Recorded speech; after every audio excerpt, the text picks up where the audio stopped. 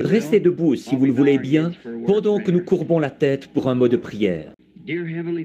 Cher Père Céleste, nous sommes reconnaissants ce soir de cette nouvelle occasion de venir présenter ce glorieux, merveilleux évangile de Jésus-Christ. Nous te remercions parce qu'il est encore le même, hier, aujourd'hui et éternellement. Nous te remercions pour ces gens qui se sont rassemblés ici en cette période de temps froid et qui sont encore dans une grande attente. Ils regardent, ils croient que quelque chose d'extraordinaire va nous être donné de la part. Nous venons avec cette espérance-là, Seigneur, à chaque réunion. Nous te remercions pour les services d'avant-hier soir au tabernacle. Nous te remercions pour le service d'hier soir ici et pour le service d'aujourd'hui au tabernacle. Maintenant, nous sommes dans l'expectative de ce que tu auras pour nous ce soir. Père, nous savons que toute personne qui est capable de bouger les mains pourrait tourner les pages de la Bible. Mais il n'y en a qu'un qui puisse la faire vivre et la rendre réelle, c'est toi. Et Père, nous nous attendons à ce que tu fasses cela ce soir. Bénis-nous de toutes les manières.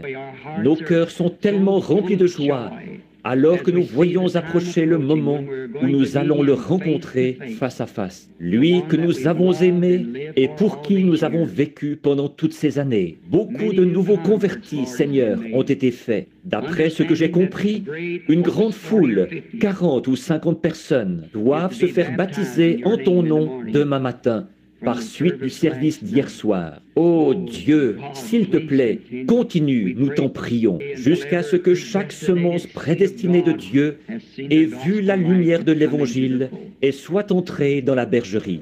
Nous te demandons de nous cacher ce soir derrière la parole. Rends-nous aveugles aux choses du monde et donne-nous de voir Jésus. Qu'il y ait une expérience de la montagne de la transfiguration parmi nous ce soir, de sorte que nous ne voyons personne que Jésus seul. Nous le demandons en son nom, pour sa gloire, et comme confirmation de son évangile. Amen. Vous pouvez vous asseoir. Je vais juste tourner ce micro ou cette chaire un peu de côté si vous n'y voyez pas d'inconvénient, pour que je puisse voir les deux côtés de l'auditoire. Je dois pouvoir remettre en place les microphones qu'il y a ici. Très bien, un petit instant. Nous saluons depuis la salle principale, ici, ce soir, par le moyen du téléphone, nos amis qui sont en Arizona, en Californie, au Texas et d'un bout à l'autre des États-Unis. Ceci est diffusé d'un bout à l'autre du pays, ce service de ce soir, par le moyen du téléphone. Alors nous avons confiance que Dieu nous bénira. Est-ce que vous entendez bien là-bas, dans la salle à gauche? Très bien. Maintenant, ils vont vérifier le système téléphonique pour voir si ça fonctionne bien. Tout le monde est heureux ce soir? Dis donc, c'est formidable ça. De ce côté, Amen. Je suis vraiment content de voir que vous êtes tous assis confortablement. Bon, demain soir, si la foule augmente encore, ce sera aussi transmis en direct par le téléphone. Ça l'est déjà ce soir. Je pense qu'il y a des gens là-bas au tabernacle. Demain matin, les services ne pourront pas se faire au tabernacle parce que il y aura là un fleuriste en train de décorer l'église pour un mariage qui aura lieu demain après-midi. Alors, ils ont transféré les services du matin à l'église de frère Ruddle, l'un de nos associés. Et c'est sur la route ici, la 62. Est-ce que ça a été annoncé? Ça a été annoncé. Et s'il n'y a pas assez de place pour tout le monde là-bas, nous prendrons ceux qui restent et nous enverrons un autre ministre chez frère Junior Jackson à Clarksville. La raison pour laquelle nous faisons ça chez frère Ruddle, c'est que c'est près d'ici et nous avons pensé que vous pourriez trouver le lieu plus facilement. Alors, nous allons arranger quelque chose d'une façon ou d'une autre. Et bien nous assurer de faire tous ces baptêmes demain. Et j'espère qu'il y en aura encore une centaine ou deux qui s'ajouteront à ceux-là qui se feront baptiser demain. Maintenant, demain soir, je n'aime jamais annoncer à l'avance le sujet d'une prédication. Mais un soir, pendant le service ou un jour, je voudrais parler sur le sujet de qui est ce Melchisédek. En effet, c'est un sujet dont je pense nous vivons autant de ces révélations. Et c'est la question qui s'est posée tout au long de l'âge. Qui est cet homme? Et je crois que Dieu a la réponse. Qui il était? Certains ont dit un sacerdoce. D'autres ont dit un roi. D'autres, mais il doit, tant qu'il y a une question, il doit y avoir une réponse à cette question, une réponse qui est la bonne. Il ne peut pas y avoir une question sans qu'il y ait d'abord une réponse. Maintenant, nous avons confiance que Dieu nous donnera une bénédiction de sa parole ce soir, alors que nous la lirons. Et Billy m'a demandé de vous dire que vous aviez vraiment bien collaboré avec les gens ici, les préposés au stationnement, la police et tout. Continuez, c'est très très bien ça. Nous espérons voir le moment, peut-être dans un proche avenir, où nous pourrions peut-être apporter la tente ici en ville et la monter ici au stade de baseball, où nous pourrions rester pendant quelque temps, peut-être pour un réveil de 3 ou 4 semaines continuelles. Ici, on vient à peine de faire connaissance. Il faut déjà se dire au revoir et repartir. Mais j'aimerais venir lors d'un voyage pour un séjour long, à un moment où nous pourrions rester, qu'on ne soit pas obligé de s'arrêter au bout d'un soir ou deux, mais qu'on puisse vraiment rester et enseigner le jour et le soir continuellement. Peut-être que quelqu'un rentrera à la maison, nourrir les poulets, traire les vaches, et reviendra la semaine d'après pour continuer avec le service. J'aime ça. Alors, que le Seigneur soit avec vous. Bon, avant que je reparte, peut-être dimanche matin ou dimanche soir, ou à un moment donné, à l'un de ces services-là, je sais que vous êtes tous dans l'attente d'entendre le message sur la vérité concernant le mariage et le divorce, ce qui est l'un des grands problèmes du jour. Et aussi sûr que je suis ici devant vous, je crois que la réponse correcte se trouve dans la parole de Dieu. Et c'est pour ça, je crois, que j'avais promis de revenir. Et je pense bien, à ma connaissance, que pour autant que je sache, je voudrais tenir un autre service ici, à Jeffersonville, le dimanche de Pâques. Et nous, pour le service du lever du soleil, et puis celui du dimanche de Pâques. Alors, nous annoncerons ça à l'avance et nous essayerons d'obtenir peut-être la salle, si possible, ou un endroit pour le dimanche. Peut-être qu'on pourrait être là le samedi et le dimanche. Il va falloir que je fasse le voyage aller et retour en avion, parce que c'est tout près du moment. Il faut d'abord que je vérifie avec le programme que j'ai et l'un de mes itinéraires pour la Californie. Et puis, aussitôt après ça, je dois partir en Afrique. Alors, gardez le contact et priez pour nous. Maintenant, ce soir, je voudrais attirer votre attention sur un passage de la parole de Dieu qui se trouve au chapitre 4 de Luc. Au chapitre 4, à partir du verset 16, c'est Jésus qui parle. Aujourd'hui, cette parole que vous venez d'entendre est accomplie. Maintenant, nous voudrions tirer de ceci une conclusion. Montrer combien la parole de Dieu est dynamique. Or, nous pouvons tous arriver à comprendre la mécanique. Mais il faut la dynamique pour la faire agir. Nous pouvons arriver à comprendre la mécanique d'une machine, d'une automobile. Mais ensuite, il faut la dynamique pour actionner les roues et les mettre en mouvement. Là, Jésus était retourné à Nazareth, où il avait été élevé. Un peu plus loin dans les Écritures ici, nous voyons qu'il disait « Nous avons appris que tu as fait telle et telle chose à Capernaum. Maintenant que nous te voyons faire ça ici, dans ta patrie. » Jésus a dit « Un prophète n'est pas sans honneur, si ce n'est dans sa patrie. » Et évidemment, ça, c'est le lieu où vous avez été élevé et où les gens vous connaissent. Et là-bas, il avait une mauvaise réputation dès le départ, parce qu'il était né sans un père terrestre. Il disait de lui qu'il était un enfant illégitime. qu'en fait, Marie était enceinte avant qu'elle se soit mariée officiellement avec Joseph. Mais ce n'est pas vrai. Nous savons que ce n'est pas vrai.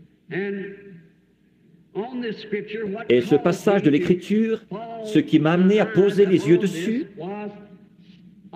c'est quelque chose qui est arrivé tout dernièrement à Phoenix, en Arizona. C'était le dernier jour de service où je devais parler à la Convention internationale des hommes d'affaires du plein évangile.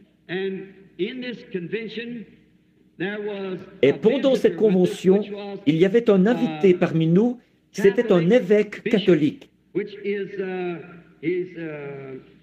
qui est des rites chaldéens de l'Église catholique apostolique, le révérendissime Jean S. Stanley, OSD. Il est archevêque métropolitain des États-Unis dans l'Église catholique. Ceci, en fait, c'est sa carte et son adresse. C'était un invité parmi les hommes d'affaires chrétiens. Et je l'avais vu là, la veille. Et quand je parlais le samedi soir, je crois, ou bien le samedi matin au petit déjeuner,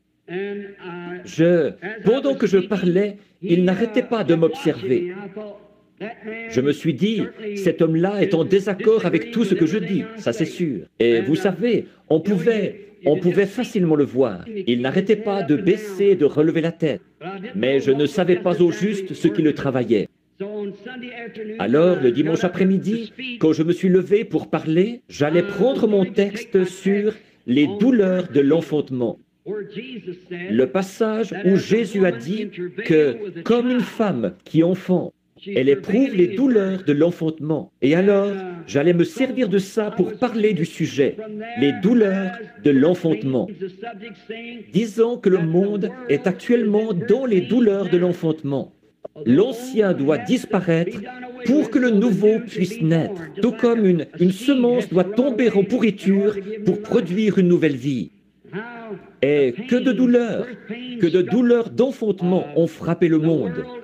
À la Première Guerre mondiale, elle a eu une douleur aiguë parce qu'il y avait des gaz toxiques et ainsi de suite qui pouvaient presque détruire le monde. Et à la Seconde Guerre mondiale, elle a été prise d'une autre douleur plus difficile à supporter.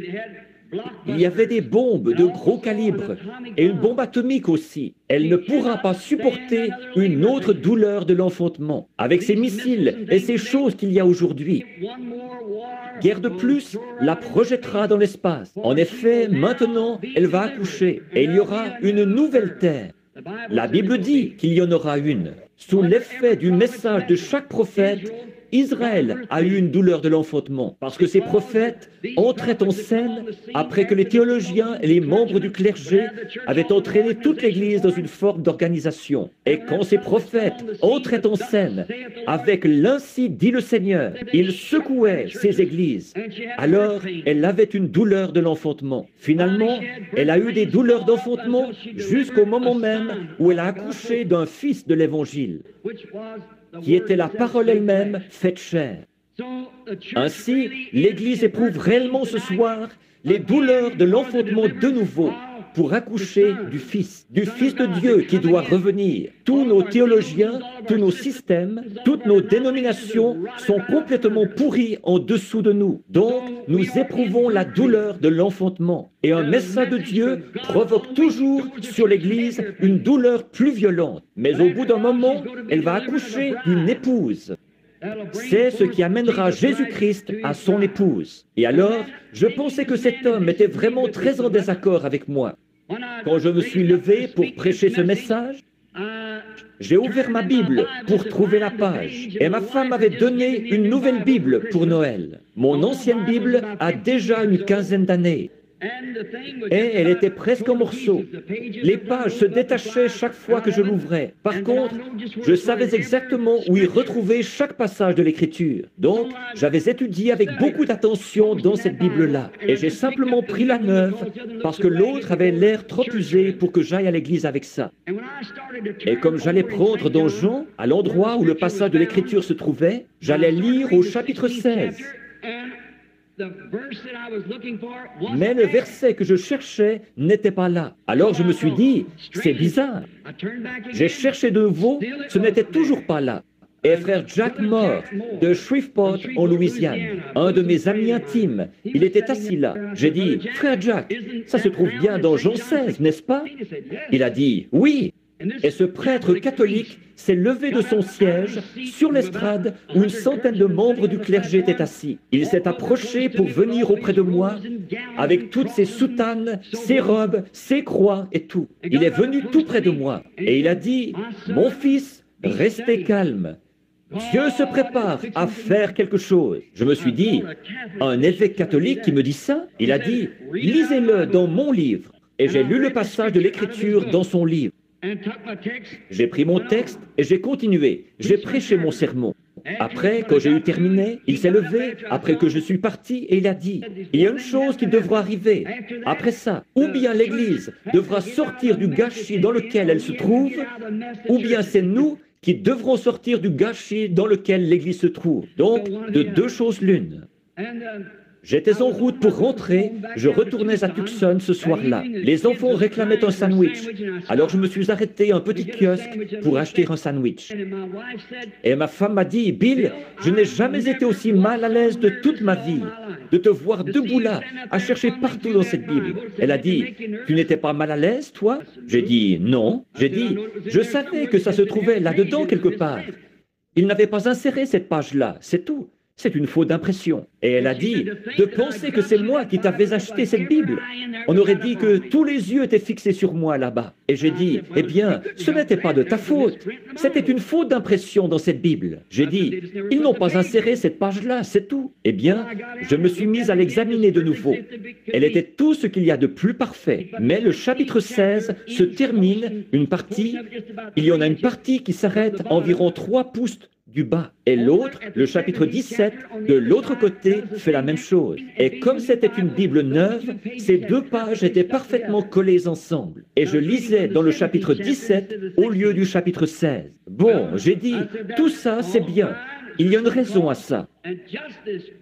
Et aussi clair que vous pourriez entendre n'importe quelle voix. Une voix m'est venue et a dit, il se rendit à Nazareth, là où il avait été élevé. Et il entra dans la synagogue selon sa coutume. Et le prêtre lui remit les Écritures pour qu'il fasse la lecture. Et il lut Ésaïe 61. Après avoir lu les Écritures, il s'assit, il remit au prêtre la Bible, le livre, et il s'assit. Et toute l'assemblée avait les regards fixés sur lui, et des paroles précieuses sortaient de sa bouche. Et il dit, « Aujourd'hui, cette écriture est accomplie. Aujourd'hui, cette écriture est accomplie. » Comme l'écriture est précise. Si vous remarquez bien ici, c'est le passage d'Ésaïe 61, 1 à 2. Que notre Seigneur lisait, Ésaïe 61, 1 à 2. Mais au milieu du verset 2 d'Ésaïe 61, il s'est arrêté. Le passage où il est dit, « L'Esprit du Seigneur est sur moi pour publier une année de grâce. » Puis il s'est arrêté. Pourquoi l'autre partie d'exercer le jugement ne s'appliquait pas à sa première venue, mais à sa seconde venue? Voyez-vous, ça ne s'appliquait pas là. Vraiment, les Écritures ne font jamais d'erreur.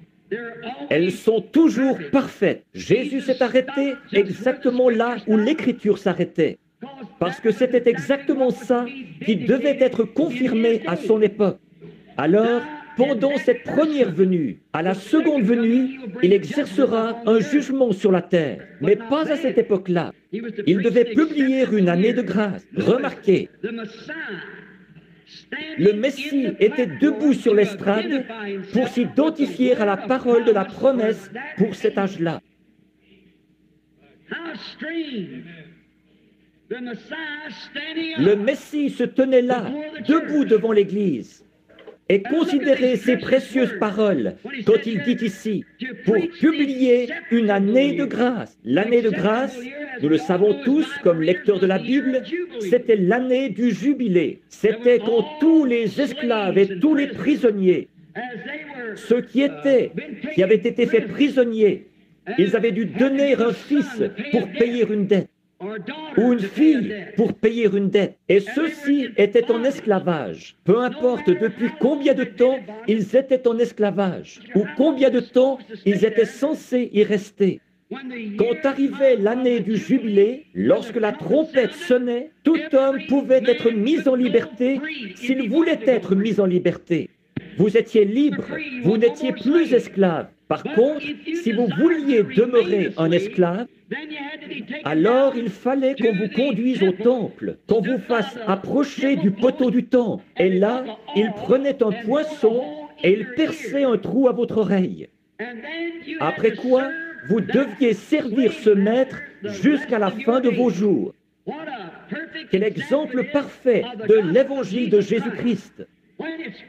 Quand il est prêché, le temps de grâce, le temps du jubilé, n'importe qui, peu importe qui vous êtes, votre couleur, la dénomination dont vous faites partie, jusqu'où vous vous êtes enfoncé dans le péché, ou ce qui ne va pas avec vous, vous pouvez être mis en liberté.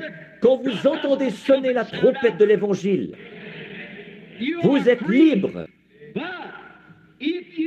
Par contre, si vous tournez le dos au message et que vous refusez de l'écouter, remarquez, on vous perçait l'oreille avec un poinçon. Autrement dit, vous avez franchi la ligne qui sépare la grâce et le jugement. Et vous n'entendrez plus jamais l'Évangile. Vous n'irez jamais plus loin. Vous devrez être esclave du système dans lequel vous êtes jusqu'à la fin de vos jours. Si vous refusez d'écouter l'année de grâce. Or, l'autre partie, là, comme je l'ai dit, il n'avait pas à répondre à cela. En effet, c'est ce Messie qui doit maintenant venir. C'est à ce moment qu'il va exercer un jugement. Maintenant, comment est-il possible que ces gens n'aient pas reconnu qui il était? Comment est-il possible qu'ils n'aient pas reconnu ça? Comment est-ce possible alors que c'était si clairement mis en évidence et démontré? Comment est-il possible qu'ils n'aient pas vu alors qu'ils... Quelle parole! Pensez-y! Aujourd'hui, cette écriture est accomplie devant vos yeux. Qui l'a dit? Dieu lui-même, qui est l'interprète de sa propre parole. Aujourd'hui, cette écriture est accomplie. Le Messie lui-même qui se tenait en présence de l'assemblée, qui lisait une parole de la Bible se rapportant à lui-même et qui disait ensuite, aujourd'hui, cette écriture est accomplie. Et encore là, ils n'ont pas reconnu ce qu'il en était. Quelle tragédie ce serait, ça! Mais c'est arrivé bien des fois. Comment est-ce que ça a pu arriver? Bien sûr, comme c'était arrivé les autres fois, du fait de croire une interprétation humaine de la parole. C'était à cause de ça.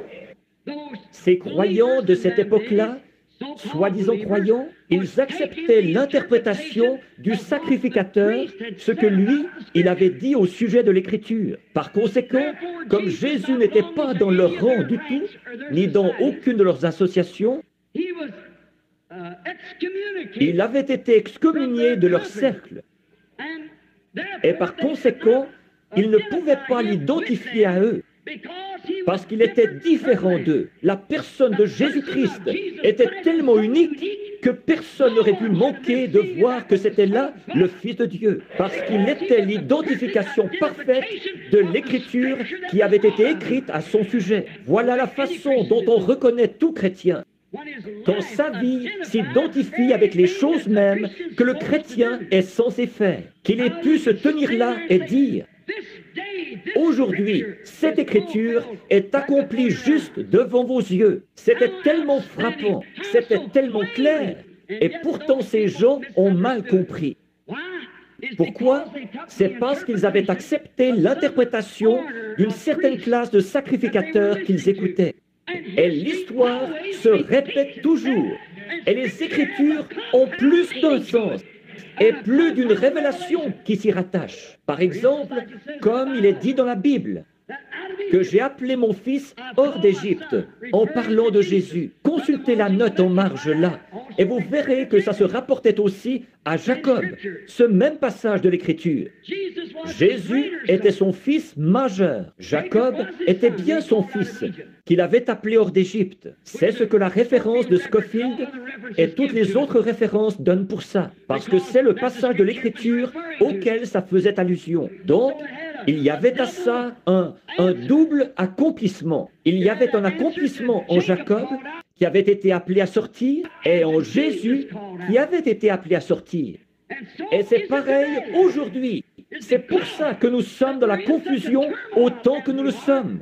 Et que les gens n'arrivent pas à voir la vérité de Dieu. C'est pour ça qu'il y a trop d'interprétations humaines de la parole de Dieu. Dieu n'a besoin de personne pour interpréter sa parole. Il est son propre interprète.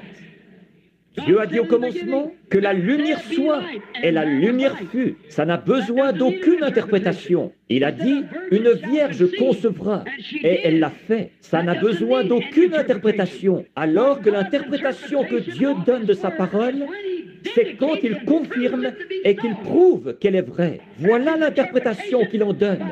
C'est en l'exécutant. Voilà où est l'interprétation de Dieu.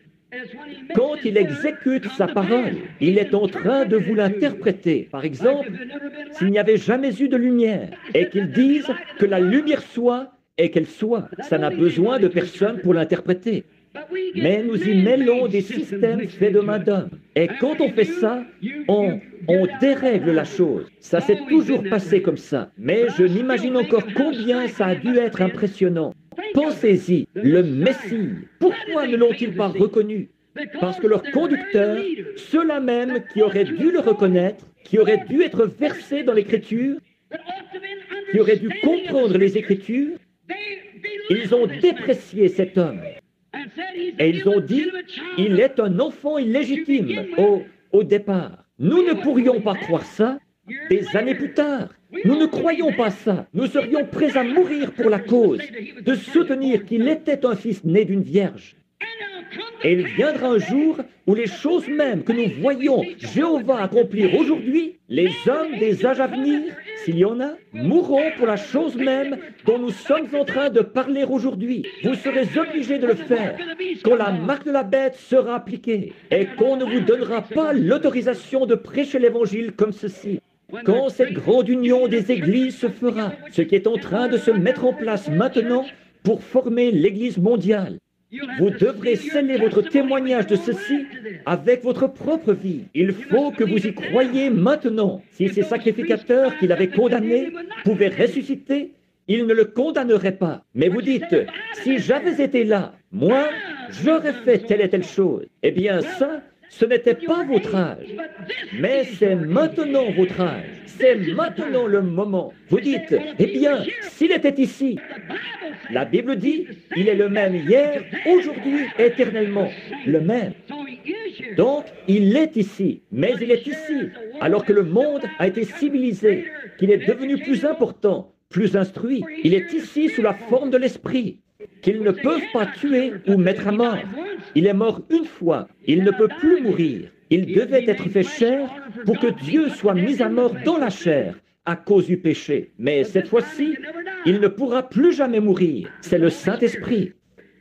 Or, comment s'imaginer qu'il lui reprochait ces choses-là? Une autre chose, c'est qu'il refusait de se joindre à leur rang. Alors, voyez-vous, ça aussi, ça faisait de lui un mauvais sujet. Il refusait d'adhérer à leurs organisations, il refusait d'adhérer à leur sacerdoce, et il ne voulait avoir rien à faire dans ces choses-là.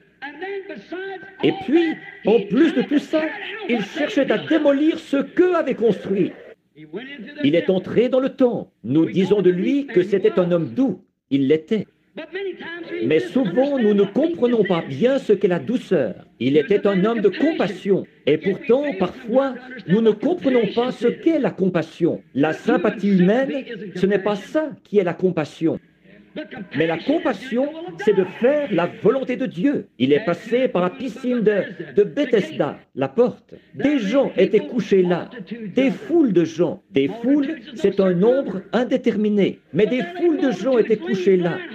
Des estropiés, des aveugles, des boiteux, des paralytiques. Et il avait de la compassion pour les gens, toujours. Et il est allé à une seule personne, quelqu'un qui n'était ni estropié, ni aveugle, ni boiteux, ni paralytique. Peut-être qu'il souffrait de la prostate. Peut-être qu'il avait une petite infirmité qui traînait. Ça faisait 38 ans qu'il avait ça. Ça n'allait pas l'affecter, ça n'allait pas le tuer. Il était couché sur une paillasse. Et il a dit, « Veux-tu être guéri ?» Et cet homme a dit, « Je n'ai personne pour me jeter dans l'eau. Mais pendant que j'y vais, eh bien, quelqu'un descend avant moi. » Voyez-vous, il marchait, il voyait, il se déplaçait. Seulement, il était faible, c'est tout.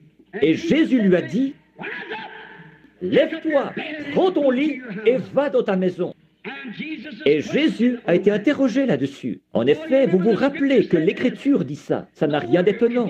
S'il venait à Jeffersonville ce soir et qu'il faisait un geste comme celui-là, encore là, il ferait parler de lui. Mais souvenez-vous, il était venu pour accomplir une seule chose.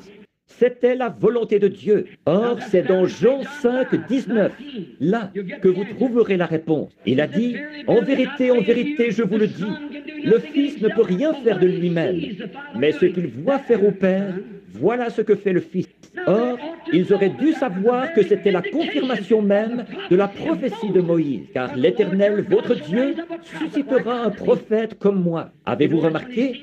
Quand il a vu cet homme, il a dit, Jésus savait qu'il était dans cet état depuis de nombreuses années. Voyez-vous, comme il était prophète, il a vu cet homme dans cet état. Il est allé là-bas et il s'est frayé un chemin en contournant ces gens. Il avançait à petits pas parmi la foule jusqu'à ce qu'il ait trouvé l'homme en question. Il est passé à côté des estropiés, des boiteux, des aveugles et des paralytiques. Et pourtant, c'était un homme plein de compassion. Mais la compassion, c'est de faire la volonté de Dieu. Alors, nous le retrouvons puisqu'il refusait de s'associer avec eux, qu'il ne voulait avoir rien à faire dans leur rang. Alors, c'était un indésirable. Il ne voulait avoir rien à... En plus de ça, un jour, il est entré dans le temple. Un homme est entré là et il a trouvé la maison de Dieu à peu près aussi souillée qu'elle l'est aujourd'hui. Ils achetaient, vendaient, changeaient la monnaie et il a renversé les tables où se trouvait la monnaie. Il a pris des cordes et les a tressées et il a chassé les changeurs du temple à coups de fouet et il les a regardés d'un regard furieux. Il a dit, il est écrit, Alléluia, la maison de mon Père est une maison de prière, mais vous en avez fait une caverne de voleurs. Et vous, par vos traditions, vous avez annulé les commandements de Dieu. Oh, est-ce qu'une bande de gens comme cela pourrait jamais croire en lui? Non, monsieur. Ils s'étaient tellement vautrés comme des cochons dans la boue de la société et dans la souillure de l'époque qu'ils étaient embourbés dans le carcan ecclésiastique à un point tel qu'ils ne pouvaient pas ressentir les vibrations de la puissance du Dieu Tout-Puissant. Ce n'est pas étonnant qu'une petite femme ait pu toucher son vêtement et être guérie par cela, alors qu'un soldat ivre a pu lui cracher au visage et il n'a senti aucune vertu. Ça dépend de votre façon d'aborder cela. Ça dépend de ce que vous cherchez. Quand vous allez à l'église, ça dépend de ce que vous cherchez. Maintenant, nous le voyons debout là-bas. Sans doute que les gens avaient déjà été mis en garde. Mis en garde. Les sacrificateurs avaient mis les gens en garde. Bon, il viendra ici le sabbat prochain. Et quand il viendra, ne l'écoutez surtout pas. Bon, vous pouvez bien venir vous asseoir, mais ne prêtez aucune attention à ce qu'il dira, parce qu'il ne fait pas partie de notre groupe. C'est un indésirable. Il n'a pas de carte de l'association. Il n'a même pas de papier d'une organisation avec lui. Il n'a rien de tout ça. Qu'est-ce qu'il est? Une espèce de renégat qui est né là-bas d'une naissance illégitime, dans la maison d'un charpentier, et dont la mère l'a conçu avant qu'il soit marié. Et ils essaient de camoufler la chose en disant que c'était quelque chose de surnaturel. Nous savons que quand le Messie viendra, il descendra des corridors du ciel. Il ira voir notre souverain sacrificateur et il dira, Me voici, Caïphe. Mais nous constatons que ce n'est pas comme ça qu'il a fait, parce que ce n'était pas comme ça que c'était écrit dans la parole. C'est une tradition faite de main d'homme qui les avait amenés à croire ça. La parole avait dit qu'il viendrait exactement comme il est venu. Et il s'est tenu là, il a lu la parole et il leur a dit, aujourd'hui, cette écriture est accomplie sous vos yeux. Et encore là, ils n'ont pas vu qui il était, n'ont pas reconnu qui il était, comme il l'avait fait dans tous les autres âges. Noé aurait pu dire la même chose le jour où il est entré dans l'arche et que la porte s'est fermée. Moïse aurait pu ouvrir cette fenêtre au sommet de l'arche, promener son regard dehors sur l'assemblée. Souvenez-vous, Dieu avait fermé la porte. Et il aurait pu dire, aujourd'hui, cette écriture est accomplie sous vos yeux. Mais à ce moment-là, il était trop tard pour eux. Il avait prêché pendant 120 ans pour essayer de les faire entrer dans ce bateau qu'il avait construit, en leur disant que l'écriture avait dit, ainsi dit le Seigneur, il va pleuvoir. Seulement, ils avaient attendu trop longtemps, mais Noé aurait aisément pu dire ça. En ce jour même, aujourd'hui, l'écriture est accomplie. Moïse, le jour même où la colonne de feu est descendue sur le mont Sinaï et a attesté son témoignage. Moïse aurait pu dire, aujourd'hui, cette écriture est accomplie. Moïse, vous le savez, était un homme appelé de Dieu, un prophète. Et au moment de son appel, comme il était prophète, il devait avoir une expérience surnaturelle pour être prophète. Il devait rencontrer Dieu face à face et parler avec lui. Autre chose, ce qu'il disait devait s'accomplir, sinon personne n'aurait cru en lui. Alors, aucun homme n'a le droit de se donner ce titre-là. Avant d'avoir parlé face à face avec Dieu, derrière un désert, quelque part où il a lui-même rencontré Dieu. Et tous les athées du monde ne pourraient pas l'en dissuader par leurs explications. Il était là, il sait que c'est arrivé. Tout chrétien devrait avoir eu cette expérience-là avant de mentionner quoi que ce soit au sujet d'être un chrétien. Votre propre expérience. Je parlais à mon neveu il y a quelque temps, un jeune catholique, qui disait « Oncle Bill, j'ai couru à droite et à gauche. Je suis allé partout en essayant de trouver quelque chose. Toutes les nuits, avant que cette série de réunions commence, il a pleuré. La nuit, il a eu des songes qu'il entrait ici. Il venait en courant à l'hôtel, là où l'on prêchait, et il confessait qu'il avait eu tort. J'ai dit, Melvin, peu importe où tu essaieras d'aller, à combien d'églises tu adhéreras, combien de « Je vous salue Marie » tu réciteras, ou combien de bénédictions tu recevras d'un homme. Il faut que tu naisses de nouveau de l'Esprit de Dieu. C'est la seule chose qui satisfera le cœur humain. Ça, je sais qu'on en a un substitut aujourd'hui de la nouvelle naissance. Il suffit de serrer la main du prédicateur et de mettre votre nom sur le registre. Mais, mes amis, ça, c'est un dogme. Ce n'est pas une vérité biblique. Si c'en était une, dans les Actes des Apôtres au chapitre 2, voici ce qu'on lirait. Lorsque le jour de la Pentecôte arriva, le pasteur sortit et serra la main aux gens. Mais il y est dit, lorsque le jour de la Pentecôte arriva, à l'inauguration de l'église, il vint du ciel un bruit comme celui d'un vent impétueux. Et il remplit toute la maison où ils étaient assis. Voilà comment le Saint-Esprit est venu la première fois. Voilà comment il est venu toutes les fois depuis cette fois-là. Il est Dieu et il ne change pas. Or, ça choque les gens. Ils disent, ça c'était pour une autre époque. Eh bien, il est le même hier, aujourd'hui et éternellement. Chaque fois que l'Église a reçu le Saint-Esprit, il est toujours venu comme il l'a fait la première fois, en vertu de la même ordonnance. Acte 2, 38. Ça n'a jamais changé, ça ne changera jamais. C'est comme l'ordonnance d'un médecin pour une maladie. Il va rédiger une ordonnance pour une maladie. Le médecin va faire ça. Vous la portez à un pharmacien charlatan et il met trop d'antidotes là-dedans. C'est tellement faible que ça ne vous fera aucun bien. S'il met trop de poison là-dedans, ça vous tuera. Elle doit être rédigée selon les spécifications du médecin. Et l'ordonnance du médecin sur la manière de recevoir le Saint-Esprit nous a été donnée par le docteur Simon-Pierre. Au jour de la Pentecôte, je vais vous donner une ordonnance. Repentez-vous, chacun de vous, et soyez baptisés au nom de Jésus-Christ pour la rémission des péchés. Et vous recevrez le don du Saint-Esprit, car l'ordonnance est pour ceux qui sont au loin, et en aussi grand nombre que le Seigneur notre Dieu les appellera. L'ordonnance éternelle. Moïse avait eu cette expérience-là. Il est descendu là-bas, dans le pays, et il s'est mis à dire aux gens, j'ai rencontré une colonne de feu. Elle était dans un buisson ardent, et il m'a chargé de vous parler.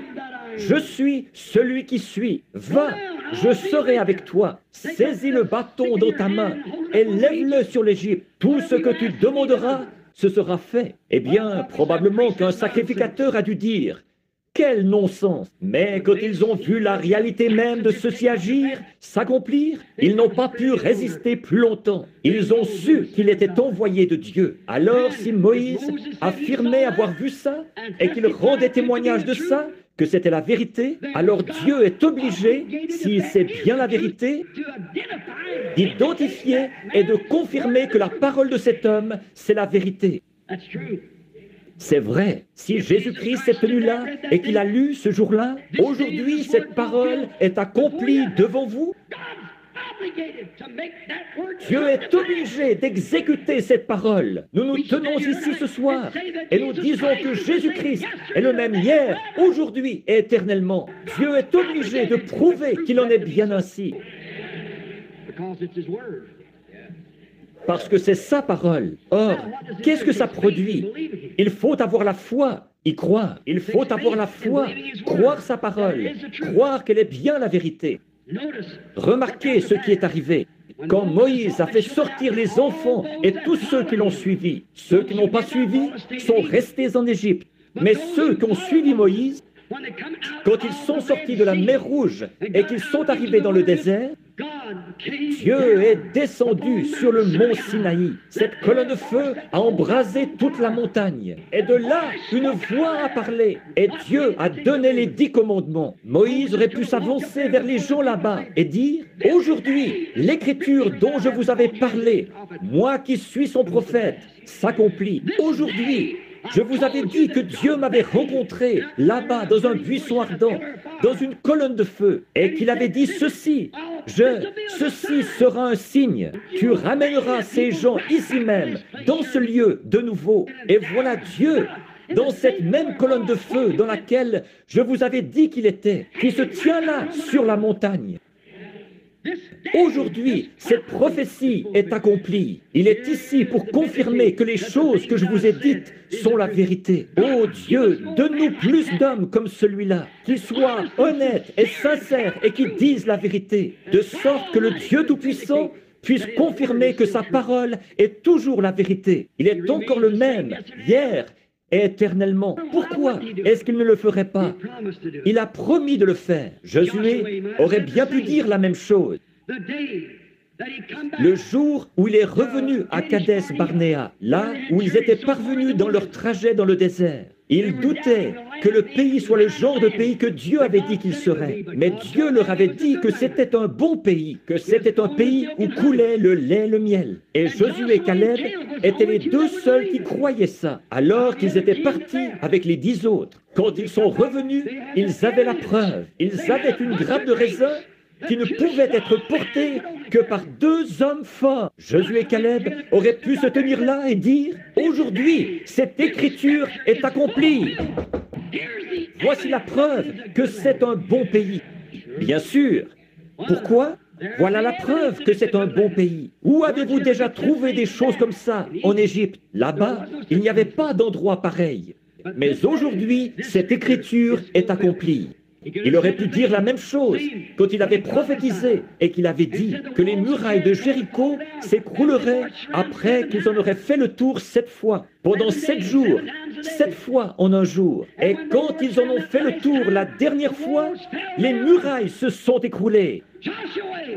Josué aurait pu se lever et dire, aujourd'hui, alors que le capitaine en chef de l'armée de l'Éternel m'avait dit, il y a des semaines, que ça se passerait comme ceci. Aujourd'hui, cette écriture est accomplie. Les murailles s'étaient complètement effondrées. Venez, allons nous en emparer. Ça nous appartient.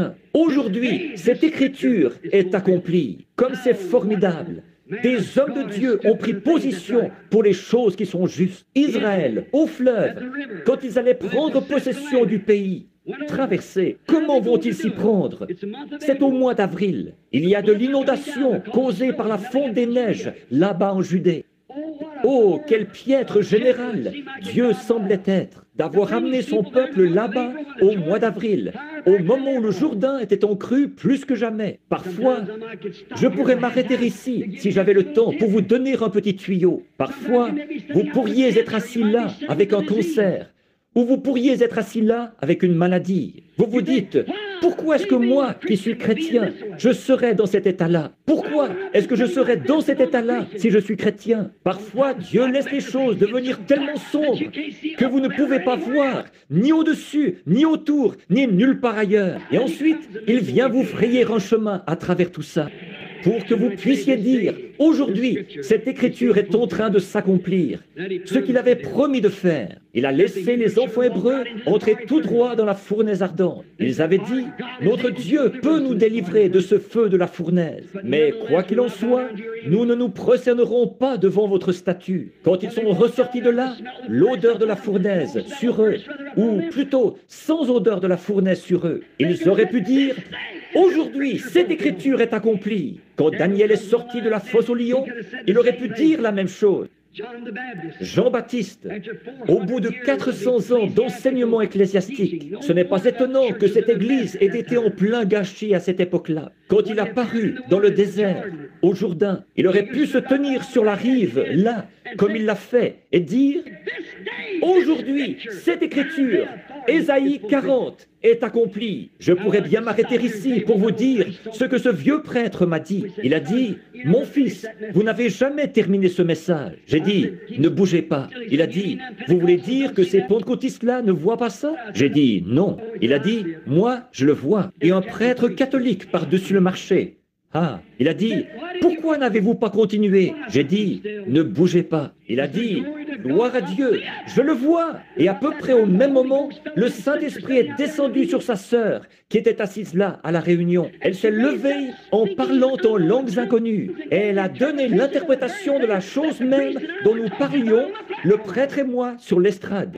Une immense clameur s'est élevée dans toute l'église, dans tout le lieu. Ça s'est poursuivi jusque dans la convention d'Oral Roberts, la semaine dernière, ou la semaine avant la semaine dernière. On ne parlait que de ça à la convention. Ce prêtre qui, là, sous l'action du Saint-Esprit, il a été révélé dans l'auditoire par l'entremise d'une femme. C'était sa sœur, je crois, ce qui était en train de se passer là-haut sur l'estrade. La chose même que nous cachions a été révélée. Cette heure où nous vivons, aujourd'hui, cette écriture est accomplie. Aujourd'hui, les lumières du soir sont venues et nous ne les voyons pas. Remarquez, Jean a dit, aujourd'hui, je suis la voix de celui qui crie dans le désert. Comme l'a dit le prophète Ésaïe, préparez le chemin du Seigneur. Ils n'ont pas compris. Ils disaient, oh, tu es Jésus, tu es le Christ. Plutôt, il a dit, je ne suis pas le Christ. Il a dit, je ne suis pas digne de délier ses souliers. Mais il a dit, il est au milieu de vous quelque part. En effet, il était sûr qu'il serait là. Il serait là à son époque, puisque Dieu lui avait dit que c'était lui qui allait présenter le Messie. Un jour, un jeune homme passait par là, et il a vu comme une lumière au-dessus de lui, un signe, et il s'est écrié, « Voici l'agneau de Dieu. Aujourd'hui, cette écriture est accomplie devant vous. » C'est sûr, au jour de la Pentecôte, Pierre s'est levé, et il a cité leur écriture, Joël 2, 38. Alors qu'ils étaient tous là, à rigoler, ces gens-là, ils n'arrivaient pas à parler dans leur langue à eux. Ils baragouinaient autre chose. La Bible dit des langues séparées. Séparées, c'est une langue partagée. Ils ne disaient rien. Ils ne faisaient que baragouiner. Ils couraient dans tous les sens, comme une bande de gens ivres. Ils disaient tous, « Eh bien, ces gens sont ivres. Regardez-les. Regardez comment ils se conduisent. Ces femmes et ces hommes, ils font du désordre. » C'est ce que disait ce groupe religieux de l'époque. Pierre s'est levé au milieu d'eux. Il a dit, « Hommes, frères, vous qui séjournez à Jérusalem et vous qui habitez la Judée, sachez que ces gens ne sont pas ivres comme vous le supposez, car c'est la 3e heure du jour. Mais c'est ici ce qui a été annoncé par le prophète Joël. Dans les derniers jours, je répandrai mon esprit sur toute chair. Aujourd'hui, cette écriture s'est accomplie. Certainement, Luther est arrivé à l'heure. Wesley est arrivé à l'heure. La Pentecôte est arrivée à l'heure. Il n'y a rien qui fait défaut. Maintenant, je vous demande de considérer l'âge et le temps où nous vivons actuellement par rapport à la parole promise pour aujourd'hui. Si autrefois, dans les autres âges, des hommes ont pu dire « Aujourd'hui, cette écriture. Aujourd'hui, cette écriture. » Alors, qu'en est-il de l'écriture pour aujourd'hui? Qu'est-ce qui est promis pour aujourd'hui? Où en sommes-nous? À quelle heure vivons-nous alors que l'horloge indique, que l'horloge de la science indique? Minuit moins 3. Le monde est affolé. L'Église est dans un lit de corruption. Plus personne ne sait où il en est. Il est quelle heure du jour? Qu'en est-il de l'écriture pour aujourd'hui? La situation de l'Église ou la situation de l'Église d'aujourd'hui? Dans le monde, la politique, notre système mondial, c'est pourri au possible. Je ne suis pas un politicien, je suis un chrétien. Mais ce n'est pas mon affaire de parler de politique. Mais je voudrais simplement dire qu'ils sont pourris des deux côtés. J'ai voté une seule fois, c'était pour Christ. Je ne peux pas faire autrement que de gagner. Le diable a voté contre moi et Christ a voté pour moi. Ça dépend du parti pour qui moi j'ai voté. Je suis content d'avoir voté pour lui. Que le monde dise ce qu'il voudra. Moi, je crois toujours qu'il est le même hier, aujourd'hui et éternellement. Il le prouvera. Certainement qu'il le prouvera.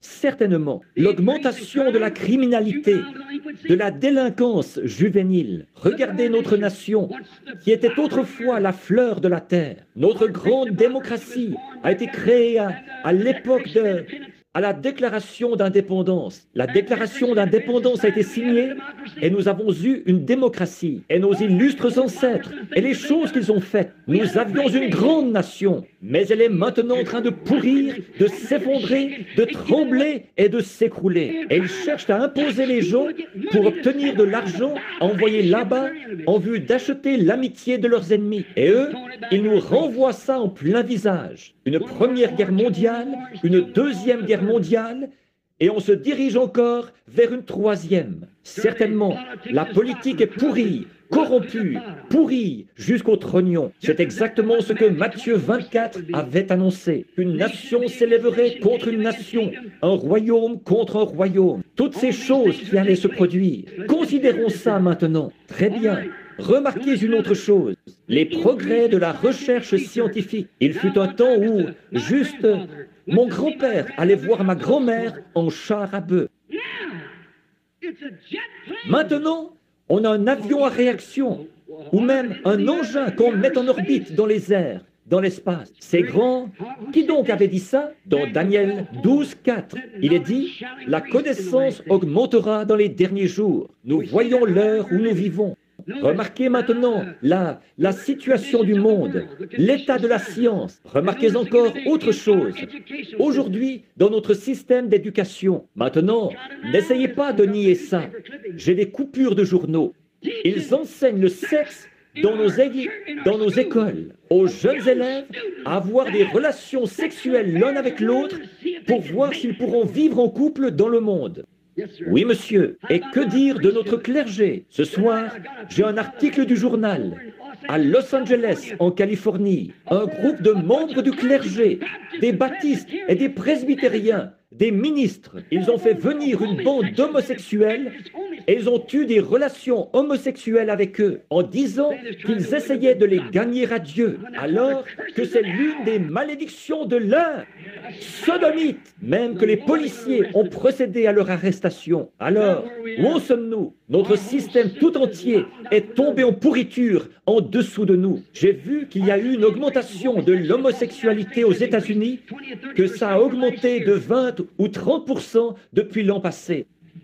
Pensez à ça, des hommes qui vivent avec des hommes, tout comme ils le faisaient à Sodome. L'augmentation de la criminalité, de la délinquance juvénile. À quelle heure vivons-nous? Aujourd'hui, cette parole de prophétie est accomplie. Le monde religieux, l'Église elle-même, l'Église appelée à sortir, ce que nous appelons l'Église appelée à sortir, le dernier âge de l'âge de l'Église pentecôtiste. Où en est-il? Il est dans l'Odyssée, comme le dit l'Écriture. Aujourd'hui, ils ont levé les barrières. Leurs femmes sont à moitié habillées, leurs hommes sont... C'est affreux. Certains d'entre eux qui se sont mariés 3 ou 4 fois, ils font partie du conseil des diacres et tout. Ils se sont relâchés et ont fait entrer la corruption parce qu'ils ont tenu conseil et ils se sont ralliés au monde. Et aujourd'hui, ils ont les meilleurs bâtiments qu'ils aient jamais eus. Quelque part, l'une d'elles est en train de construire une salle de 50 millions de dollars. 50 millions de dollars. Des pentecôtistes. Autrefois, ils étaient là, au coin, il y a 25 ans de ça, à battre du tambourin. Ils disaient, nous, parce que, dit l'Écriture, dans Apocalypse 3, tu es riche. Que tu dis, je suis riche, je suis assise en reine, je n'ai besoin de rien. Et tu ne sais pas que tu es malheureuse, misérable, pauvre, nue, aveugle. Et tu ne le sais pas. Aujourd'hui, cette écriture est accomplie sous vos yeux. Amen. Amen, ça veut dire ainsi soit-il. Je ne me dis pas Amen à moi-même, mais je veux dire par là que je crois que c'est la vérité. Aujourd'hui, cette écriture est accomplie. L'Église pentecôtiste est dans un état de Laodicée. Oh, ils sautent, ils crient, et ils s'emballent encore pendant qu'il y a de la musique. Quand il n'y a plus de musique, ou de musique de beatnik, comme certains d'entre eux jouent et qu'ils appellent le christianisme, quand ça s'arrête, toute la gloire est partie. Voyez, si c'est une vraie louange qui est de Dieu, il n'y a pas assez de sifflets, ni assez de puissance dans ce monde pour l'arrêter. Quand ça vient réellement de Dieu, ce qu'il faut, ce n'est pas de la musique entraînante. Ce qu'il faut, c'est que l'Esprit de Dieu descende sur elle. C'est tout ce qu'il faut. Il y a longtemps qu'ils ont oublié cela, parce qu'ils ont classifié le don du Saint-Esprit, le parler en langue, comme signe initial. Et j'ai entendu des démons et des sorciers parler en langue. Le Saint-Esprit, c'est la parole de Dieu en vous, qui s'identifie en acceptant cette parole. Sinon, ça ne peut pas être le Saint-Esprit. Si on dit que c'est le Saint-Esprit et qu'on renie une seule parole de cette Bible, ça ne peut pas être le Saint-Esprit. C'est ça la preuve. Si vous croyez ou pas, remarquez, un autre grand signe. Les Juifs sont dans leur patrie, leur propre pays, leur propre monnaie. Ils sont membres des Nations Unies. Ils ont leur propre armée. Ils ont tout. Ils sont dans leur patrie. Et Jésus a dit, apprenez du figuier la parabole qu'il vous a. Voilà qu'ils sont rentrés là-bas dans leur pays. Aujourd'hui, cette écriture est accomplie. Les Juifs dans leur patrie. Aujourd'hui, cette écriture est accomplie. L'âge de l'église de Laodicée. Aujourd'hui, cette écriture, Matthieu 24, est accomplie. Le monde est dans un état de corruption. Toute la chose, nation contre nation, tremblement de terre en divers lieux, violents tourbillons qui s'abattent, qui secouent les nations et tout, de grandes catastrophes partout. Aujourd'hui, cette écriture est accomplie. Donc, nous avons vu l'état du monde. Nous voyons où en est l'Église normale, l'organisation, la dénomination. Nous voyons où elles en sont. Nous voyons où en sont les nations. Et nous voyons qu'aujourd'hui, ces promesses sont accomplies. Bon, mais en ce jour-ci, il doit y avoir une super semence royale d'Abraham. C'est exactement ce qu'elle allait être. Elle allait être une épouse royale pour le fils royal promis. Comme je le disais hier soir, ce ne sera pas une semence naturelle, ce sera une semence spirituelle. Une épouse spirituelle doit être suscitée, qui sera la semence royale de la foi royale du fils royal d'Abraham. Elle doit entrer en scène dans les derniers jours. Et le temps et le lieu, c'est une promesse qui lui a été donnée. Selon Malachie 4, un passage de l'Écriture, il doit venir un message qui secouera le cœur des gens pour les ramener directement au Père apostolique. Quelqu'un doit entrer en scène quelqu'un avec la puissance d'Élie qui entrera en scène, un homme du désert qui paraîtra et qui aura un message qui ramènera tout droit à la parole de nouveau. C'est l'heure où nous vivons. Alors considérez maintenant, je vous le demande en cette heure, à vous ici, les gens de Jeffersonville. En 1933, la lumière surnaturelle qui est descendue là-bas sur la rivière, le jour où je baptisais 500 personnes au nom de Jésus-Christ, alors que j'étais un jeune homme d'une vingtaine d'années. Qu'est-ce qu'elle a dit, Jeffersonville? Qu'est-ce qui se trouvait là, au bas de la rue Spring? Alors que le courrier journal, je crois que c'est le Louisville Herald, qui a publié l'article là-dessus, ça a été transmis par la presse associée, jusque là-bas au Canada. Le docteur Livale a découpé ça dans le journal, tout là-bas au Canada, en 1933, pendant que je baptisais la 17e personne, avec ce témoin au-dessus de moi. Et vous connaissez le reste de l'histoire. Pendant que j'étais là, en train de baptiser la 17e personne, une lumière est descendue du ciel. Elle brillait au-dessus de l'endroit, comme une étoile tombée du ciel. Une voix dit, comme Jean-Baptiste a été envoyé comme précurseur de la première venue de Christ. Ton message sera le précurseur de sa seconde venue dans le monde entier.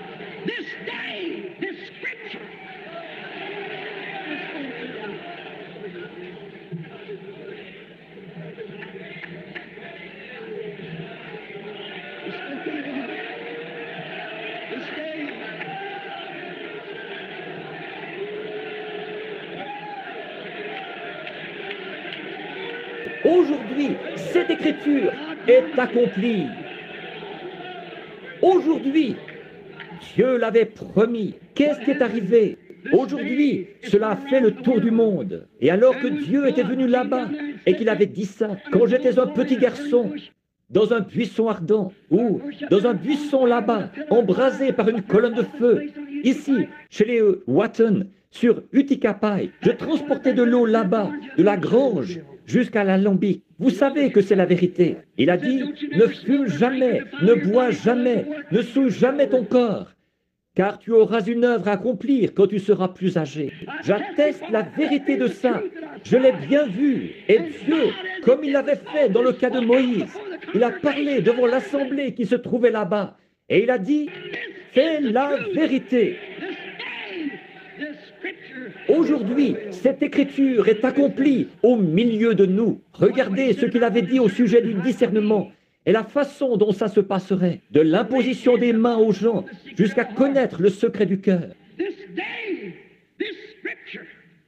Aujourd'hui, cette écriture est accomplie devant nos propres yeux. Ces promesses qui avaient été faites. Remarquez, toutes ces promesses avaient été confirmées et accomplies par le Dieu de la promesse. Regardez, elle est accrochée à Washington, D.C. ce soir. La photo de l'ange du Seigneur. Alors que George J. Lacey, le chef du service des empreintes digitales et documents du FBI, pour le gouvernement des États-Unis, avait examiné ça à Houston, au Texas, et il avait dit, c'est le seul être surnaturel qui ait jamais été photographié dans le monde entier. Il est bien placé pour le savoir. C'est le meilleur qu'il y a dans le monde, dans ce domaine. Remarquez, elle est accrochée là-bas, comme quoi c'est bien la vérité. La même colonne de feu qui conduisait Israël autrefois dans le désert, elle conduit aujourd'hui. C'est le même genre de message. Sortez de l'Égypte. Aujourd'hui, cette écriture est accomplie. Vous savez quel a été le message, ce qu'il a dit. Considérez la vision de Tucson il y a 3 ans, quand j'étais ici dans la rue, alors que 5 ans avant ça, il avait dit, le jour où la ville plantera un jalon devant ce portail, dirige-toi vers l'ouest. Les gens de mon tabernacle qui sont ici sont au courant de cette fois-là. C'est vrai. Et le jour où M. Goines et les autres étaient là et qu'ils ont planté ce jalon, j'ai dit à ma femme, il y a quelque chose à ce sujet. Elle a dit, quoi donc? Je suis entré et j'ai regardé dans mon petit cahier. C'était là. Et le lendemain matin, à 10 heures, assis dans ma chambre là, vers 10 heures, l'ange du Seigneur est descendu. Il a dit, va à Tucson. Tu seras au nord-est de Tucson, et il y aura un rassemblement de 7 anges qui viendront, ce qui secouera toute la terre autour de toi. Et il a dit, il te sera dit là-bas ce qu'il en est. Combien ici se souviennent de ça? C'était bien avant que ça arrive. Il y a des hommes assis ici même, dans ce bâtiment ce soir, qui étaient là quand c'est arrivé.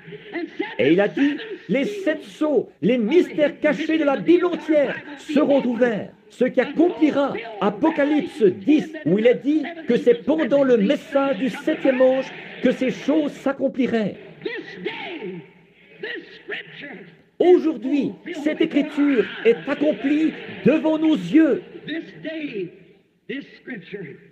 Aujourd'hui, cette écriture est accomplie. L'année passée, nous étions au même endroit. Monsieur Woods, ici, et moi, nous montions la colline.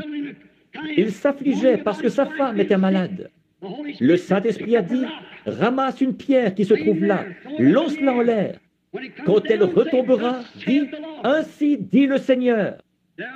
Un jugement va frapper la terre. Dis-lui qu'il va voir la main de Dieu d'ici quelques heures. Je l'ai dit à M. Woods, il est présent ce soir. Et il doit y avoir 8 ou 10 des hommes, ou 15, de ceux qui étaient là au moment où c'est arrivé. Le lendemain matin, alors que le Seigneur est descendu dans un tourbillon qui a fracassé la montagne autour de nous et arraché la cime des arbres et claqué 3 fois, il a dit, le jugement se dirige vers la côte ouest. 2 jours plus tard, l'Alaska a failli être englouti dans la terre. Et depuis ce moment-là, partout le long de la côte, le jugement de Dieu s'abat avec violence contre ce rideau spirituel. Il y a un rideau de fer, il y a un rideau de bambou et il y a un rideau de péché. La civilisation a parcouru le même trajet que le soleil. L'Évangile aussi, ils sont partis de l'Est et ils sont allés à l'Ouest, comme le fait le soleil. Et maintenant, c'est sur la côte ouest.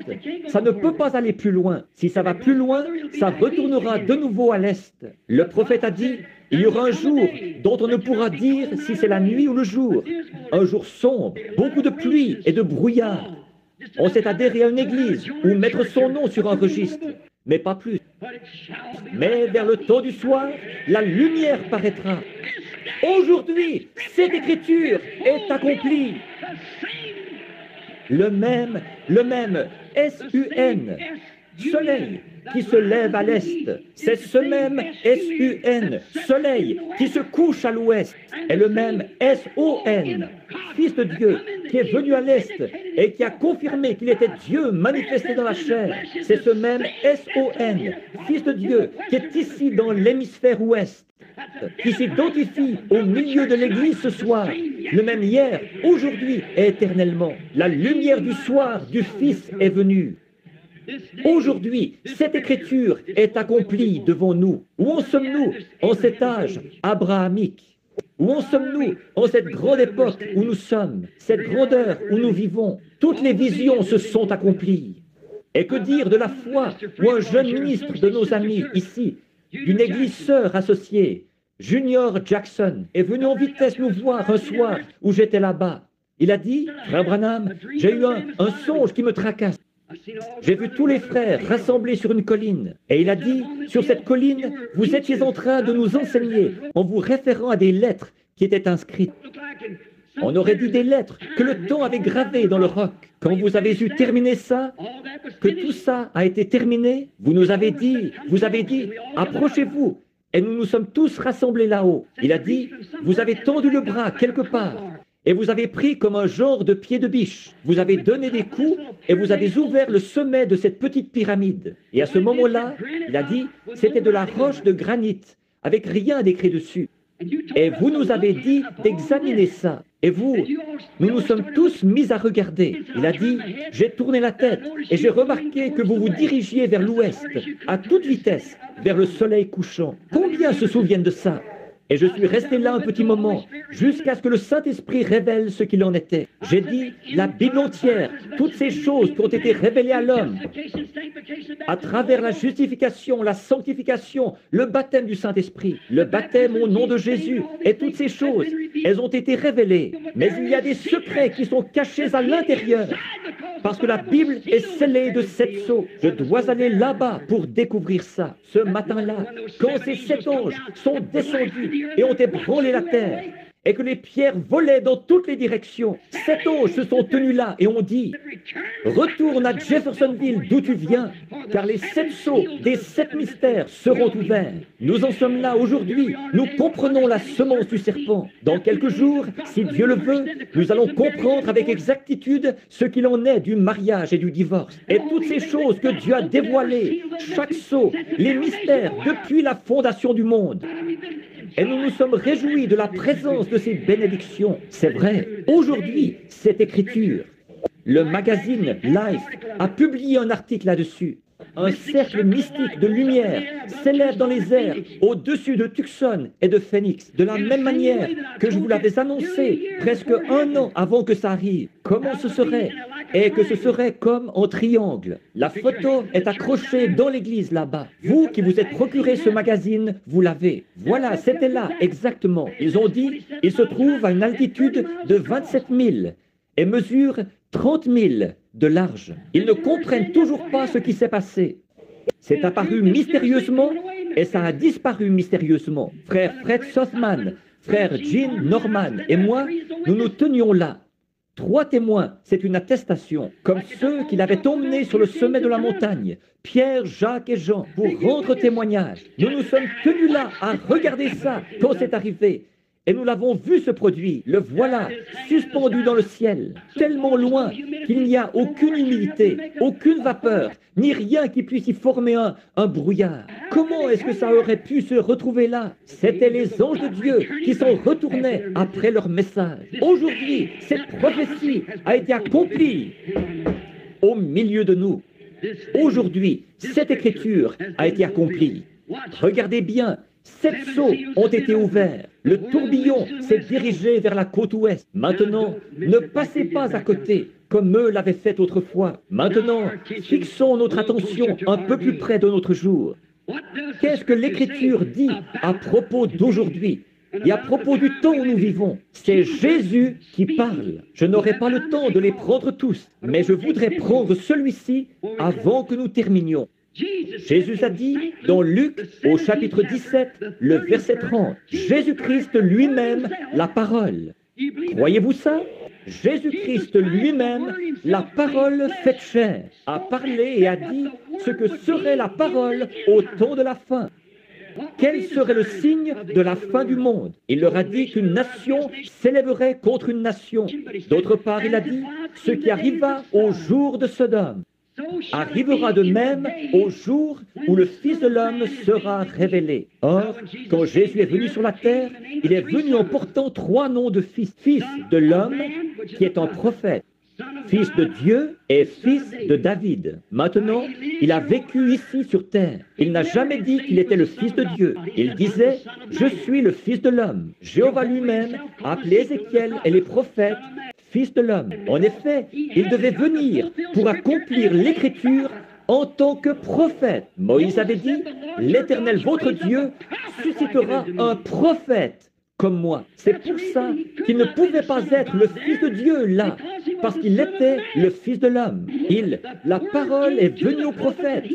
Et il était la parole dans sa plénitude. Fils de l'homme, le prophète majeur. Non pas le prophète majeur, mais le prophète Dieu. La plénitude de la divinité était corporellement en lui. Donc, il était le Fils de l'homme. Maintenant, pendant 2000 ans, il s'est fait connaître à nous en tant que Fils de Dieu. Esprit. Et dans le millénium, il sera fils de David sur le trône. Ça, nous le savons tous, nous qui croyons les Écritures.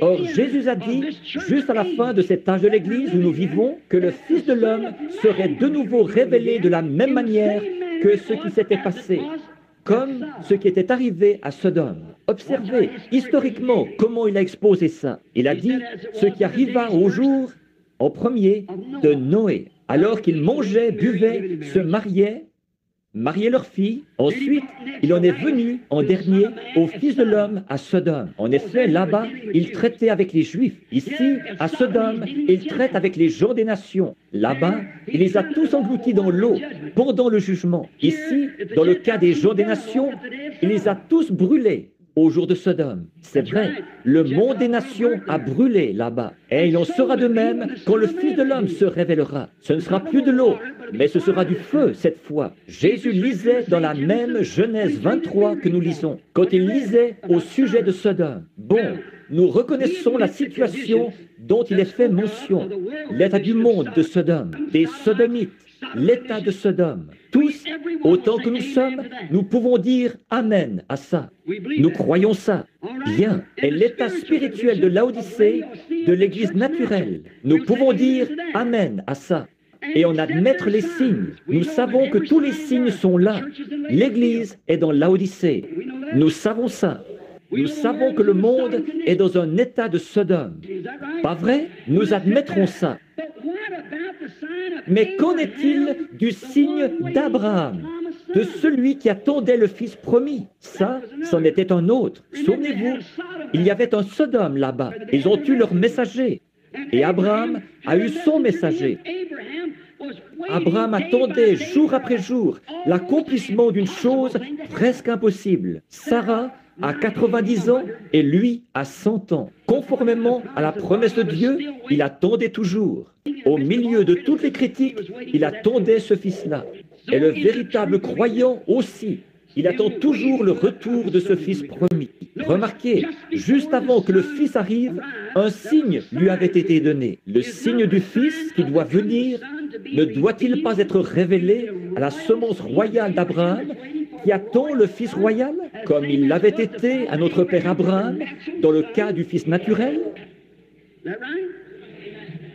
Jésus l'a dit ici dans Luc 17:30. Avant que ce temps-là arrive, que le Fils de l'homme se révélerait, comme il l'avait fait au jour de Sodome, avant la destruction de Sodome. Maintenant, nous attendons un signe. Considérons maintenant la situation de ce temps-là telle qu'elle était à Sodome. Remarquez, ils avaient tous sombré dans un état sodomite. Le monde. Je pense que l'un des cinéastes a réalisé un film il n'y a pas longtemps et j'ai eu l'occasion de le voir. C'était Sodome. Si jamais vous le voyez et qu'on n'en présente pas d'autres avec celui-là, allez le voir. C'est certainement une bonne image des États-Unis d'aujourd'hui. Hollywood, très précisément, même genre d'habillement et toutes les autres choses qu'ils faisaient à cette époque-là. De grandes beuveries et tout le reste, une secte de gens religieux, soi-disant religieux. Remarquez, et Sodome avait un témoin. C'était un homme qui s'appelait Lot, qui était tout simplement un neveu d'Abraham. Or, Abraham n'est pas descendu dans Sodome, ni lui, ni son groupe. Il avait un grand groupe avec lui, assez nombreux pour vaincre une douzaine de rois à leur armée. Donc, il avait un grand groupe avec lui.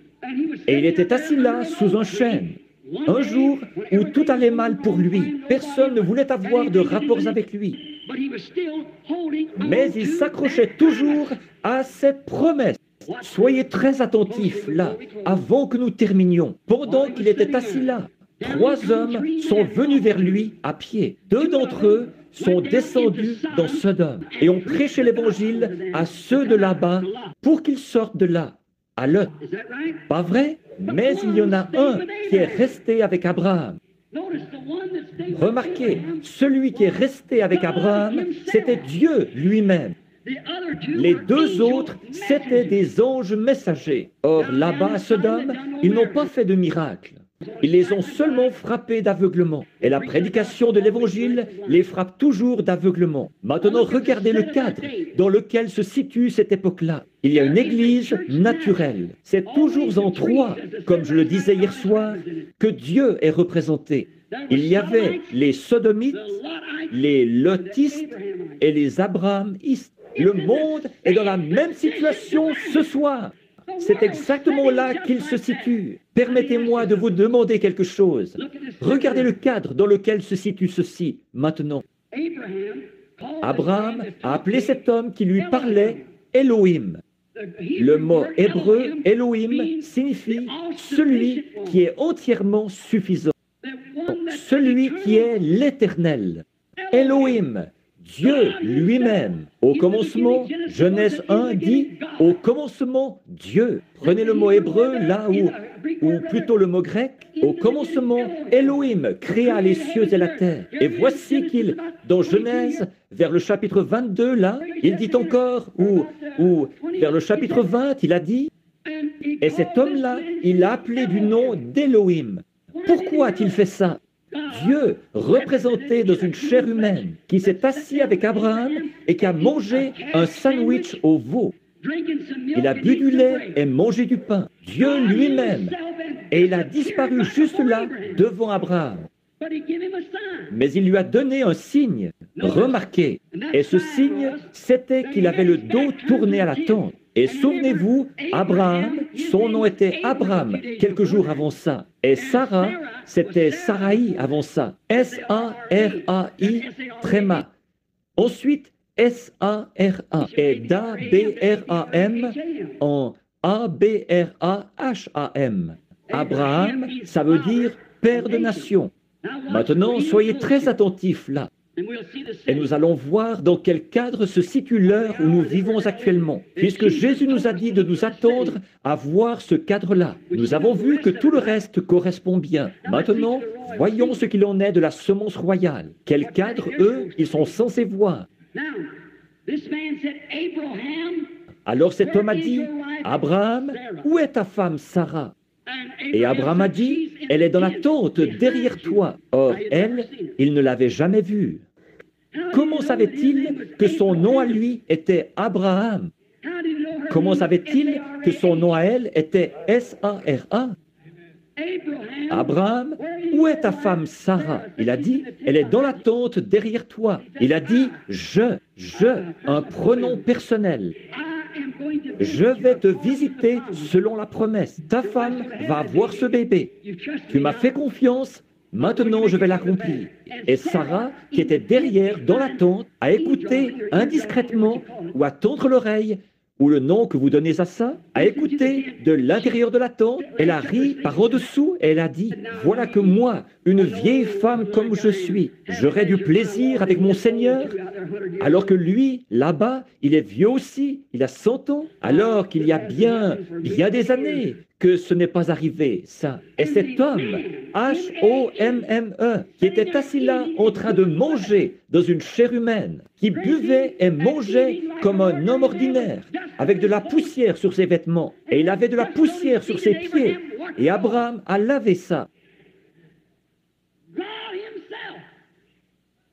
Dieu lui-même, il a promené le regard et il a dit, pourquoi Sarah a-t-elle ri là dans la tente en disant ceci? Il savait, il pouvait discerner les pensées de Sarah dans la tente derrière lui.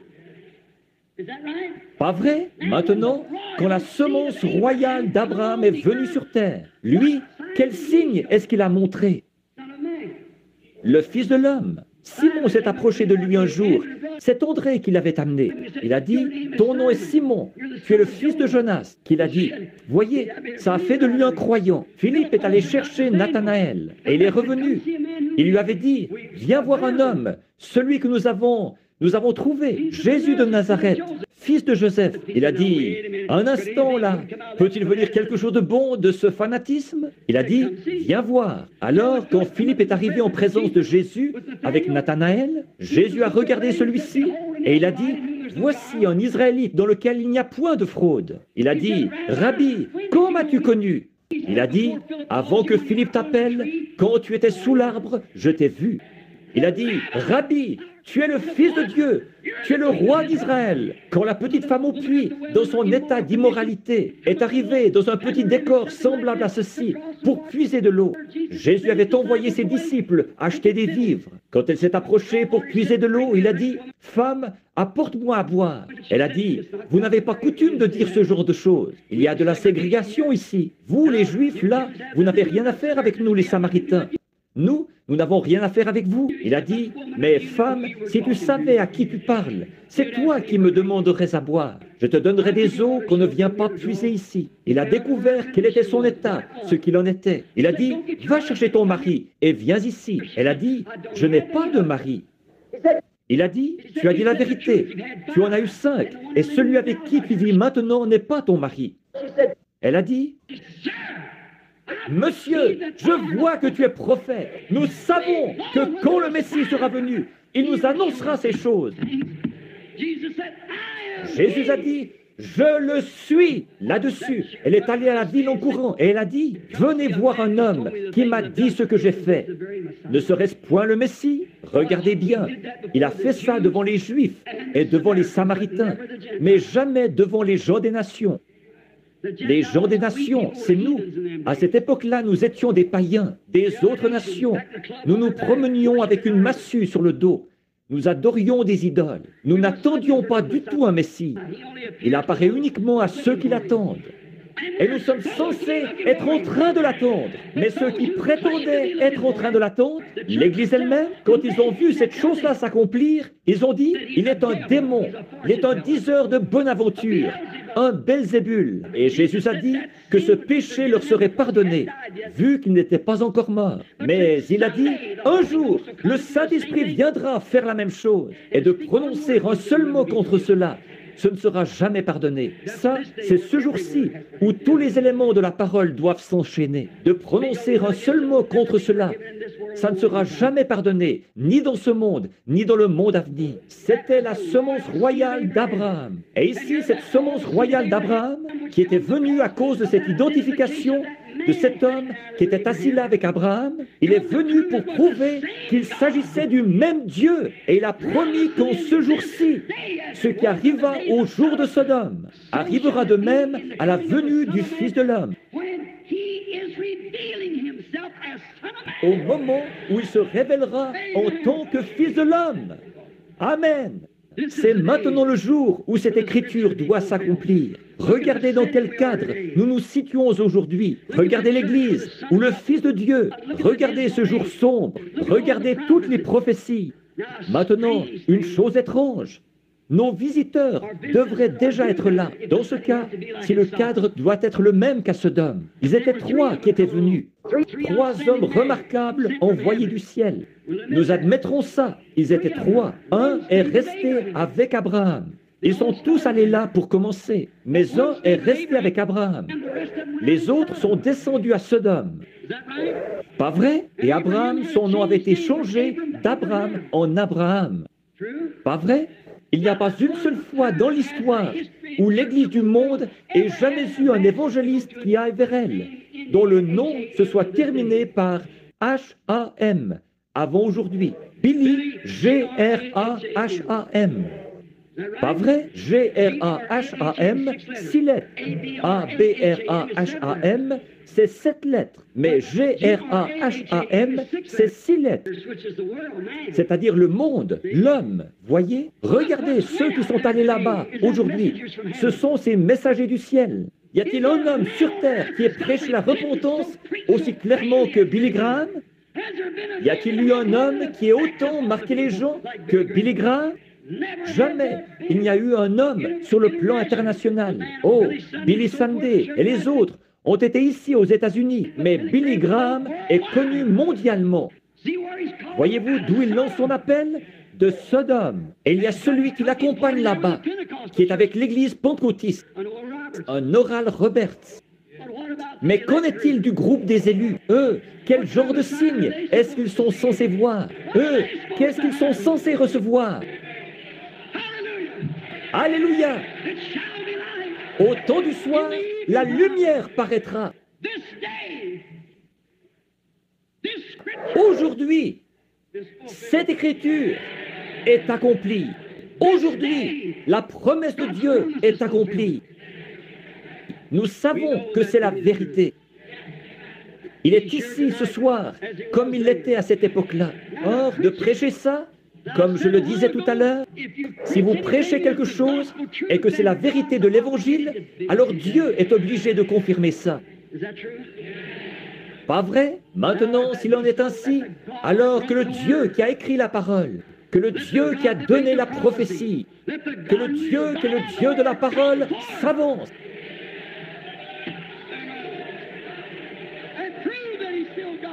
et prouve qu'il est toujours Dieu. Comme Élie était monté sur la montagne, il observait. Élisée y était monté. Il observait Élie. Il a dit, je veux une double portion. Et le manteau qui était sur Élie est tombé sur Élisée. Il est descendu là. Il a plié cette couverture en deux. Il en a frappé le fleuve. Et il a dit, où est le Dieu d'Élie? Et la même chose qui s'était passée pour Élie s'est passée pour Élisée. Et le même évangile, la même puissance, le même Fils de l'homme qui existait hier, existe aujourd'hui et existera éternellement. Hébreux 13, 8.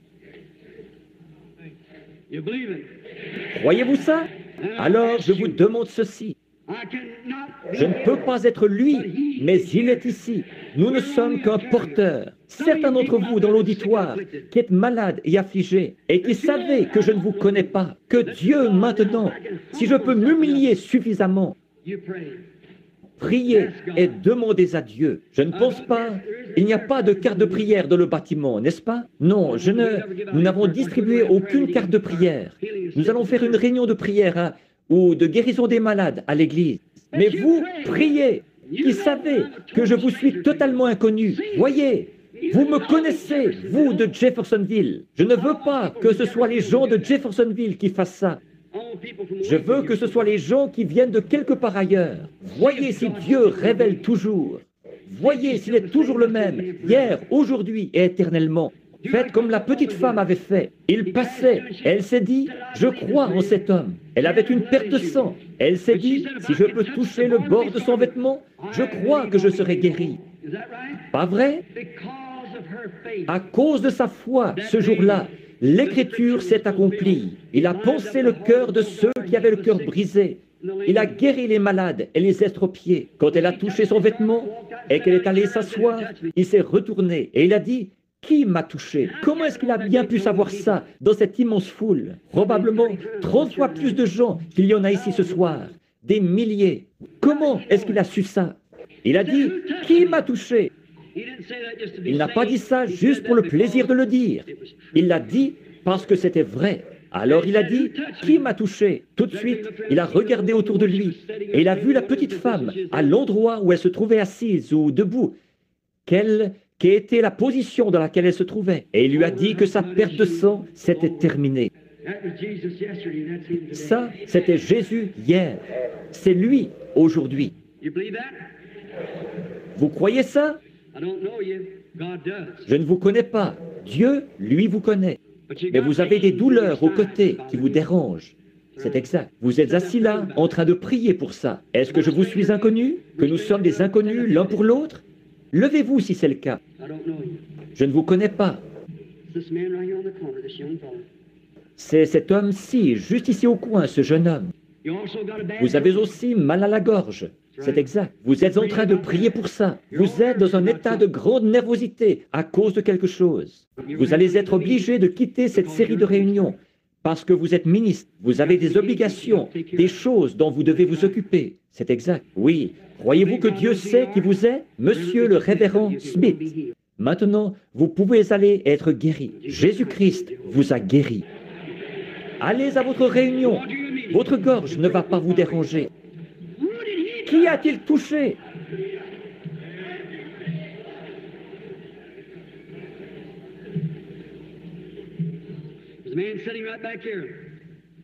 Il y a un homme assis juste ici derrière. Il souffre. Il a une tumeur au poumon gauche. Il n'est pas d'ici. Vous avez été ouvrier mineur. C'est exact. Je vous suis totalement inconnu. Si c'est vrai, faites signe de la main. La tumeur se trouve au poumon gauche et vous devez être opéré très prochainement. C'est bien ça? Vous n'êtes pas d'ici. Vous n'êtes pas de cette ville. Vous venez de la Virginie. C'est exact. Croyez-vous que Dieu sait qui vous êtes? Monsieur Mitchell? C'est exact. Rentrez chez vous et soyez rétablis. Jésus-Christ vous guérit. Demandez à cet homme. Je ne l'ai jamais vu de ma vie. Il était assis là en train de prier. Aujourd'hui, cette écriture, voici une dame assise juste ici, derrière moi, comme Sarah qui était dans la tente. Elle est en train de prier pour sa fille. Levez-vous. Sa fille n'est pas ici. Elle se trouve au loin.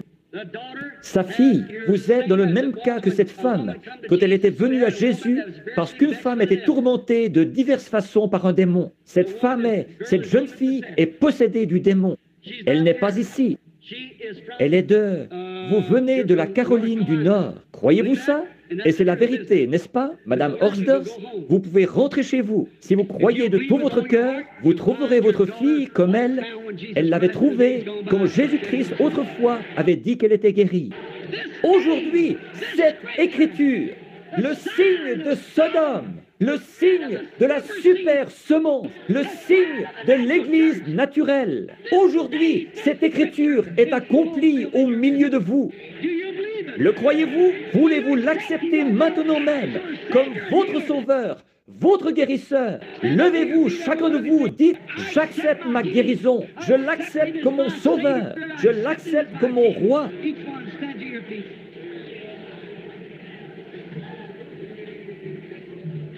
Aujourd'hui, écoutez mes amis, il lut l'Écriture, remit la Bible au sacrificateur, et il est dit, tous les gens avaient les regards fixés sur lui. Il les regarda et dit, aujourd'hui, cette Écriture est accomplie.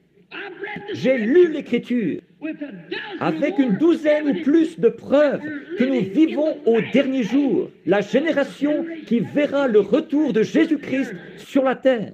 Et je vous dis ce soir de nouveau, aujourd'hui, cette écriture est accomplie devant vous. Vous qui êtes à Tucson, vous qui êtes en Californie, vous qui êtes à New York, ceux qui nous sont reliés par le téléphone, aujourd'hui, cette écriture est accomplie devant vous. Réjouissons-nous et soyons dans l'allégresse, car les noces de l'agneau sont proches, et son épouse à elle, son épouse à lui, s'est préparée. Levons les mains et donnons-lui gloire, vous tous les peuples. Que Dieu vous bénisse.